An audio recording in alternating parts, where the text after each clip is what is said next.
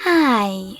In front of me is Tecno Camon 18 and today I would like to show you how you can manage vibration settings on this device.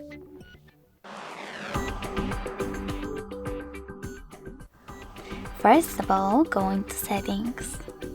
Now you need to scroll down and tap on sound and vibration. Following that, click on haptic vibration to switch on or off haptic feedback and scroll down. Now tap on vibrate vocals and select one of those options for your incoming calls. Never vibrate, always vibrate, or vibrate first, then ring quarterly. I will go with never vibrate, so I have to click on it and tap on OK to save my changes. You can also tap on sound and vibration and set up vibrations over here. Then tap on OK.